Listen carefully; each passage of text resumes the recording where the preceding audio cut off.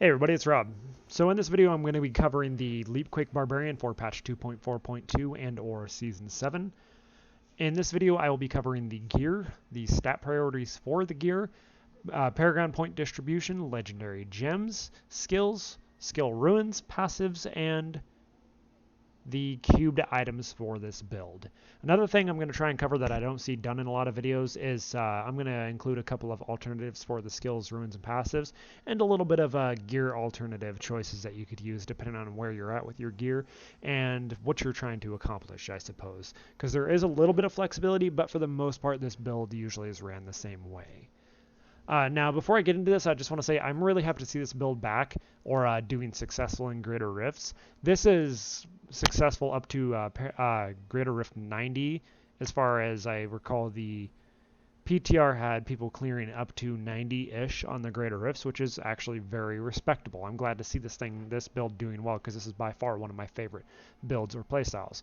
It's a very entertaining, very satisfying build to play. You really do feel powerful and feel like you're doing something with this build.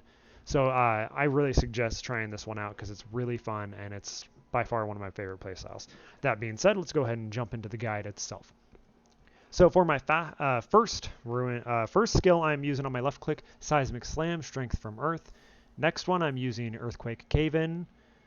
My first key, I'm using Battle Rage Bloodshed. That is a huge, very popular skill. It's been around for a very long time for barbarians. You're probably pretty familiar with that one. Leap, Death from Above. Threatening Shout, Falter. Wrath the Berserker, Insanity. Now this one has a little bit of flexibility. This is one of those flexible things I was talking about. A lot of people like to use Warcry Impunity or Warcry Veteran's Warning. You can switch between these two if you're going Warcry route. If you have two barbarians in the group, you can run both. That way you're benefiting from two different Warcry ruins. Currently, I am toying around with the Wrath of Berserker. I really like the damage bonus you get from it, and it's really good for taking down elites immediately. Or faster, rather. You get a damage bonus, you get a survivability bonus, and you get a mobility bonus. As you can see, you get a movement speed increase by 20%. But the Warcry route is definitely very viable. I just started messing with Wrath Berserker recently. I've actually been running the Warcry skill up until just recently, but I'm really having a lot of success with Wrath Berserker. They're both very viable routes. It just depends on what you're trying to do or what you're more comfortable with. I personally just really like Wrath Berserker.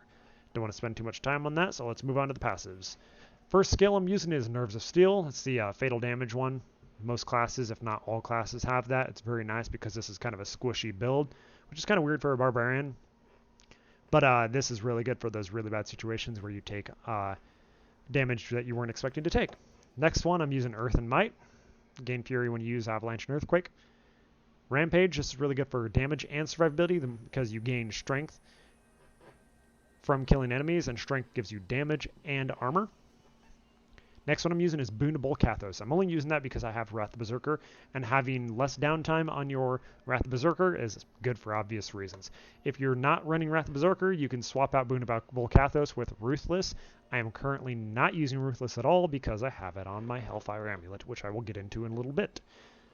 If you don't have a Hellfire Amulet with Ruthless, like most people probably won't, you can drop Rampage for Ruthless and run Superstition or some other survivability bonus. Anyways, moving on to gear. After I get done with the gear and the stat priorities, we'll go into a little bit of a basic play walkthrough, I guess. It's going to be a very basic one because after the video I'll actually include a Greater Rift 60, I think, run that I did earlier. So you'll actually be able to see me play the build, actually play it out and do a run.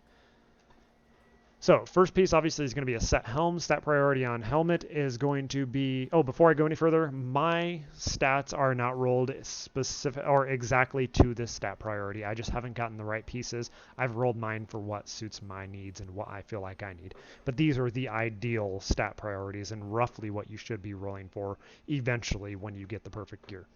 So stat priority for helmet is strength, crit chance, vitality, and then skill damage. Obviously, you're going to want a socket in the end, but I believe they always come with sockets on these set helms, right? So strength, crit chance, vitality, skill damage. Shoulders. Sorry. Shoulders, strength, vitality, area damage, and cooldown reduction. Mine's not rolled like that. Like I said, I've rolled what I feel like I needed at the moment, so I have what I have. chest piece, you're going to have main stat, obviously strength, vitality, resist all. I had all of those things with respectable rolls, so I rolled my secondary to get reduced damage from melee attacks. Gloves, set gloves, obviously. It's going to be strength, crit damage, crit chance, vitality, which I currently have. Let's go on to neck before I get any further. I have a Hellfire Amulet with a Gain Ruthless passive. For the priority on this, you want physical or elemental.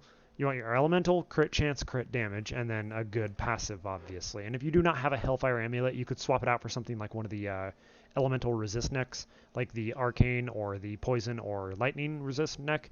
Those are totally viable, because I know a good Hellfire Amulet can kind of be a hassle to obtain. So if you don't have one of those, you can easily swap it out with one of the resist necks. That is totally viable and actually beneficial in its own respect, or its own regards. Next is the Bracers of Destruction. Stat priority on your bracers is going to be strength, physical damage, crit chance, and vitality. Belt is Girdle of Giants. Your stat priority on a Girdle of Giants is going to be strength, vitality, armor, strength, vitality, resist all, and life per fury spent. You can roll your attack speed off for one of those if you need to get that. Attack speed is definitely not on the list of priorities. So I didn't have the option to do that. I needed my vitality, so I had to roll something else off to get it. Next is going to be set legs. Your stat priority for legs is pretty straightforward. Strength, vitality, resist all. Then we have set boots. Strength, vitality, skill damage, resist all. Again, mine's not rolled quite like that yet, but once I get my gear perfected, it will be roughly along those lines. Weapon, Blade of Tribes. No real flexibility there, of course. Damage percentage, strength, life per fury spent, then vitality. The life per fury spent is going to be really nice because every time you use fury, it's going to be like activating a small health potion or just some form of life return. You'll be able to notice once you have a substantial amount of it. As you can see, I've reduced all resources cost on mine. Mine rolled very poorly, so I had to roll my damage up higher. Mine is far from being an ideal weapon. So I purposely skipped the rings. I wanted to do those last. The rings I am running with are Focus and Restraint. Those are more than likely the best two you can run with, but if you do not have a Focus and Restraint, you could easily run something like a Unity on yourself, a Unity on your follower, and then a Convention of Elements. That's a very viable route to go if you don't have the Focus Restraint set yet, but ideally you should have Focus and Restraint. That's going to be the most beneficial route to go. So we're going to go over the item bonuses and the set bonuses really quick, and then eventually we're going to move on to the general playstyle itself. So 2 set bonus is going to reduce the cooldown on your major skills like Earthquake and Avalanche, Leap, Ground Stomp, and all those by 1 second for every 30 Fury you spend with an attack. So ideally you probably don't want reduced resource cost reduction on your gear, like you can see I have on my weapon, because the the more fury you spend, the faster things will come off cooldown. So I don't recommend rolling that on gear for obvious reasons. You want to spend as much fury as possible so you can get things off of cooldown as quickly as possible. 4 set bonus, Leap causes an earthquake when you land. Additionally, Leap gains the effect of Iron Impact, which is a defensive bonus ruin. And this ruin's effect is increased by 150%. That is really amazing for leaping straight into damage, basically, and getting a survivability bonus. Really quick, let's go over what the Iron Impact does.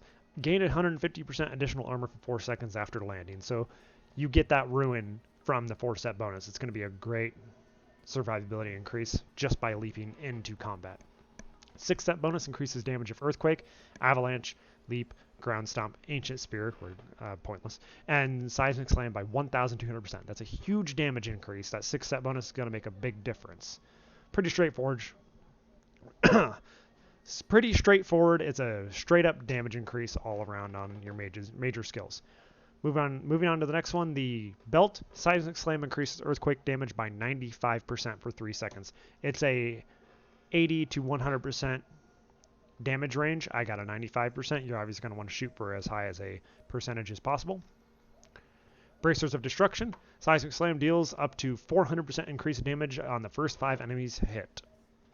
Again, a hardcore just damage increase for the first 5 enemies hit here, though.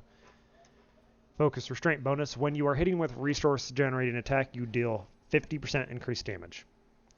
Second set bonus. When you hit with a resource spending attack, you deal 50% more damage. Now this build, you're going to be alternating between generating and spending on a pretty balanced amount. So you're going to be spending and generating back and forth. So you're going to be activating these two bonuses left and right. It's just going to be back and forth activating these two bonuses. So you should have these up pretty much all the time.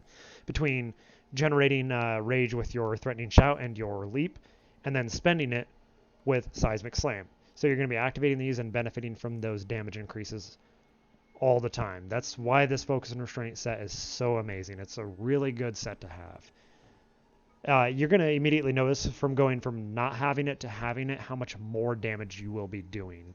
So I highly recommend running focus and restraint. So I'm going to go over the cubed items really quick and Paragon points, and like I said, we'll get into the playstyle real quick. Core, you want strength and movement speed to get yourself up to 25% movement speed because you want to move as quickly as possible through your rifts. Offense, you're going to want crit chance, crit damage, cooldown reduction, then attack speed. Defense, resist stall, life, armor, life regen. Utility, you're going to go life on hit, area damage, gold find, and then no resource cost reduction. For the for the point I mentioned before, you don't want to spend less fury. You want to spend lots of fury as fast as possible. That way you get your skills off of cooldown, you can activate them that much more quickly. So, as you can see, I have 24 unspent points. They're just going to waste because it would be more beneficial not to use it than to use it.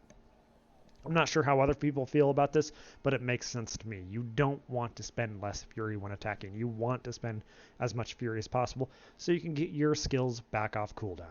Like Wrath of the Berserker, like Leap. You want to be activating those as frequently as you can possibly manage. So, let's go over to the cube, show you the cubed items, and then I will move on to the basic gameplay explanation, followed by an actual run of me doing, I believe, a Greater Rift 60, so you can actually see me in action performing the build and see with your own eyes how it flows and how it works. First piece in the cube is going to be a furnace, 50% damage increase to elites. No real flexibility there. There's no real flexibility with any of these, I believe. Next piece, Lit Socks. Enables you to leap 3 times within a 2-second time span before the cooldown begins, as opposed to the traditional 1 leap per cooldown. Amazing for mobility, amazing for activating your skills, amazing for additional damage. Great set, a great piece all around. Next piece for the jewelry is Band of Might. After casting your Furious Charge or Ground Stomp or Leap, you take 60% reduced damage for 8 seconds. That is a huge toughness increase. That is a huge survivability increase. That's going to make or break you right there. Without this, you're not going to really be able to push all that well. This is easily one of the most important pieces as far as Greater Rift progression goes. Obviously, they're all really important, but this one, it was night and day from when I had it, from when I didn't have it to when I got it. It just made a massive difference in my survivability. Obviously, all these pieces are going to make big differences, but I remember specifically seeing a huge increase in my survivability from this, because you're basically going to have it up at all times. So now that we've got all that out of the way, to give you a quick little explanation of how the build works. Obviously, your first skill, you're going to want to keep your battle rage up at all times for the damage bonuses you gain from that. You're going to want to be leaping every time it comes off cooldown because you're going to want to keep your defensive bonuses going from that. You're going to want to keep on putting down as many earthquakes and avalanches and all of that with your leap as often as possible. You're going to want to keep putting out damage with leap. You want to keep your survivability up with leap from your armor increase. So leap every time it comes off cooldown. Threatening shout, you're obviously going to use that when necessary, when you need fury, when you need to reduce the damage that increase the damage that elites take, or mobs in general take, and whenever you want to drop an additional avalanche. It's very situational when you want to use that. Wrath the Berserker, you're going to want to save that for the oh crap situations when you're in a tight spot, whenever you run into an elite, whenever you want to move quickly or just like get yourself out of a tight situation. This is, like I said before, a damage increase, a mobility increase, survivability increase. That is going to be great for wrecking elites very quickly. So use it only when necessary, and then bring it back with by spending Fury, obviously.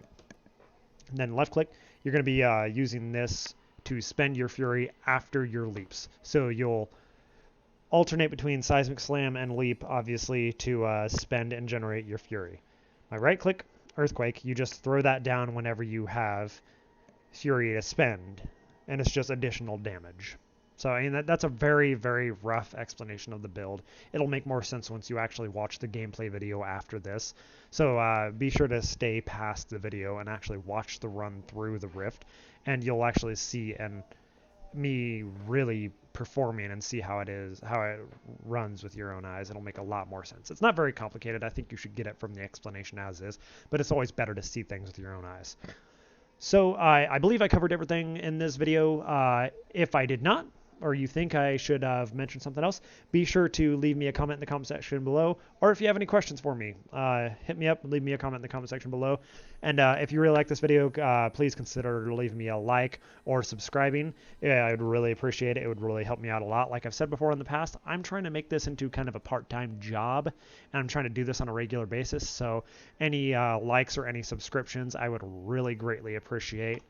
So just like I said, leave me a comment in the comment section below. That's all I've got for today. Be sure to stay tuned for the video afterwards. I will see you next time.